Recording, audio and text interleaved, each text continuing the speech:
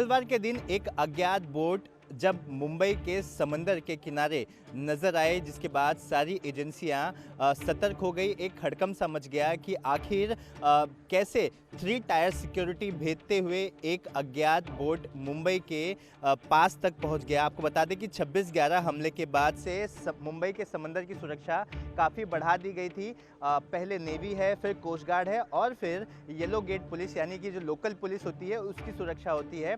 और ये सुरक्षा इस वजह से बढ़ाई गई थी कि भारत में खासकर मुंबई या फिर किसी भी तटीय क्षेत्रों पर अज्ञात बोट बिना इजाज़त के कोई बोट ना आए, ताकि किसी भी तरह की आतंकी गतिविधियों को अंजाम दिया ना जा सके।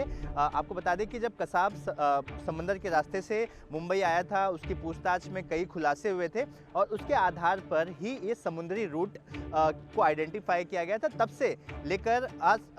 से लेकर ही सुरक्षा बढ़ा दी गई है। 3 टायर सिक्योरिटी को भेजना मुश्किल है, ऐसा एजेंसियां अक्सर दावा करती है। लेकिन ये बोट आप विजुअल्स में देख रहे हैं, ये कुवैत से मुंबई आई है।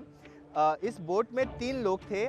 जब तीनों को पुलिस ने हिरासत में लिया, उनसे पूछताछ की गई तो उन्होंने बताया कि वो भारतीय हैं, तमिलनाडु के रहने वाले हैं और वो कुवैत में गए थे, मछली मारने का काम करते थे। और जिसके पास वो काम करते थे उस शख्स ने इन्हें बहुत परेशान किया, इनका पासपोर्ट ले लिया, इनका वीज़ा ले लिया, इन्हें वेतन नहीं देता था, इन्हें खाना समय पर नहीं देता था और बात बात में इनकी पिटाई भी करता था। इसी वजह से 25 और 26 जनवरी के दिन इन्होंने तय किया कि वो इसी बोट का इस्तेमाल कर अपने देश लौट जाएंगे और फिर 10 दिन तक समंदर में इसे सेल करते हुए ये मुंबई पहुँचे। लेकिन ये चूँकि ये बोट अज्ञात बोट है, इसका कोई रजिस्ट्रेशन यहाँ पर नहीं है, तो लोगों को जब लगा कि ये अज्ञात बोट यहाँ कैसे आ गई, जिसके बाद इस बात की जानकारी पुलिस को दी गई। पुलिस ने नेवी की मदद से इस बोट को हिरासत में लिया और इसे यहाँ गेटवे ऑफ इंडिया के किनारे लाया गया।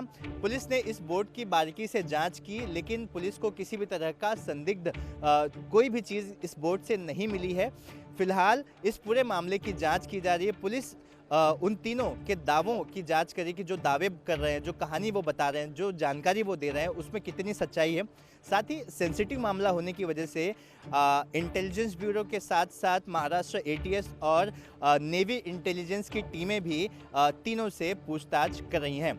मंगलवार के दिन कुवैत से एक बोट मुंबई आई, जिसके बाद एक हड़कंप सा मच गया कि आखिर कैसे समुद्री कवच को भेदते हुए एक बोट जिसपे 3 लोग सवार थे, वो कुवैत से भारत और खासकर मुंबई तक पहुंच जाता है। इस मामले में पुलिस ने 3 लोगों को गिरफ्तार किया है। उन्हीं के वकील सुनील पांडे हमारे साथ हैं, उनसे हम बात करेंगे। 3 लोगों को गिरफ्तार किया है। तीनों के दावे ऐसे हैं कि वो कुवैत में जहां काम करते थे वो बहुत परेशान करते थे, मारते थे, पीटते थे, भोजन नहीं देते थे, सैलरी नहीं देते थे। इस वजह से परेशान होकर वो यहाँ भाग कर आए। क्या पूरा मामला है? देखो, ये लोग तमिलनाडु के लोग हैं। तमिलनाडु में फिशरीज़ का काम करते हैं। ये लेबर क्लास पे काम करते थे। जब ये वहाँ गए फिशिंग के लिए तो वहाँ वो जॉब नहीं दिया, उनको दूसरा काम कराया जाता जो उनके हेल्थ के लिए भी डेंजरस था, तो भी वो कर रहे थे काम। जब वो फिशिंग के लिए काम चालू किए तो उनको जब भी मंथ हो जाए, अभी वो उसमें कोई 2 साल से, कोई 8 साल से, कोई 5 साल से, उनको सैलरी नहीं गया। उनका पासपोर्ट वो लेके अपने पास ताबे में रख लेने गए और वो पासपोर्ट रख के उनको देते नहीं थे। वो लोग तो इतने अन्याय और इतने अत्याचार कि उनका अगर बॉडी आप खोलो तो बॉडीज पे पूरे दागी है, बॉडी पे पूरे वार है। अगर आप आगे देख लो, बॉडी के हर हिस्से में वार है। उनको मारा जाता, उनको खाना नहीं दिया जाता। ये लोग बेचारे लोग 28 जनवरी से निकले और कल ये पहुंचे मुंबई।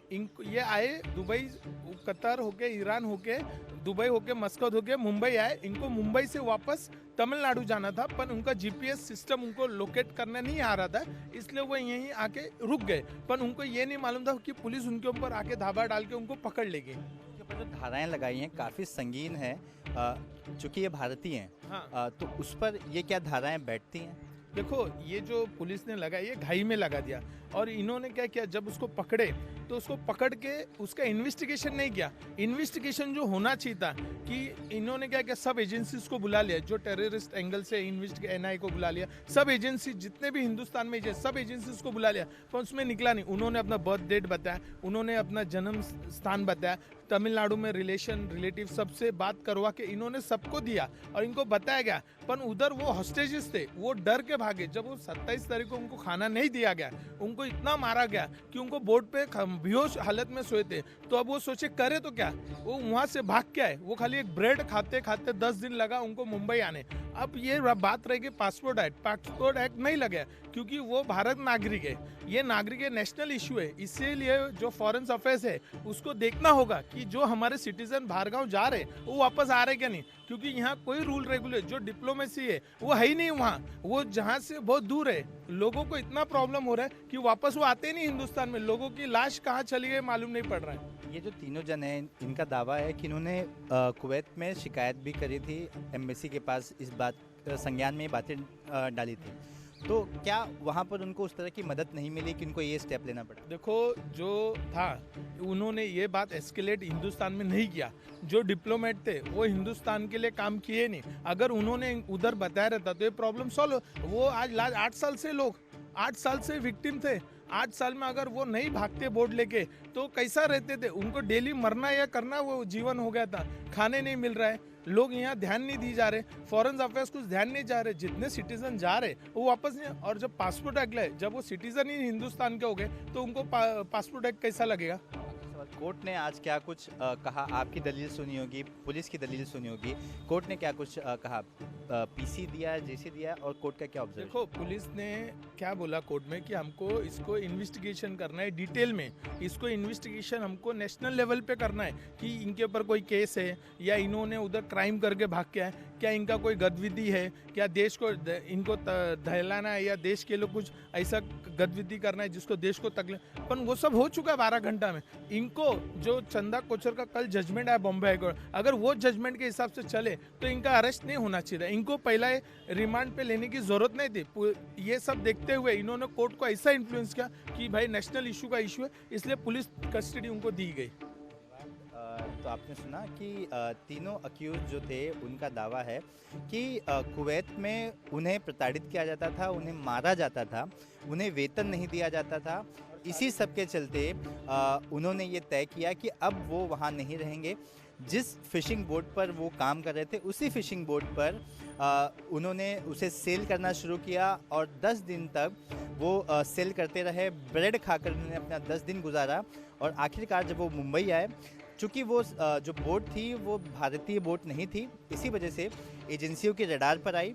पुलिस ने उस बोट को अपने ताबे में लिया और साथ ही तीनों जो लोग थे उन्हें गिरफ्तार कर पुलिस आगे की जांच कर रही है। कैमरा से मिलिंद साल्वे के साथ सूरज ओझा, इंडिया टीवी, मुंबई।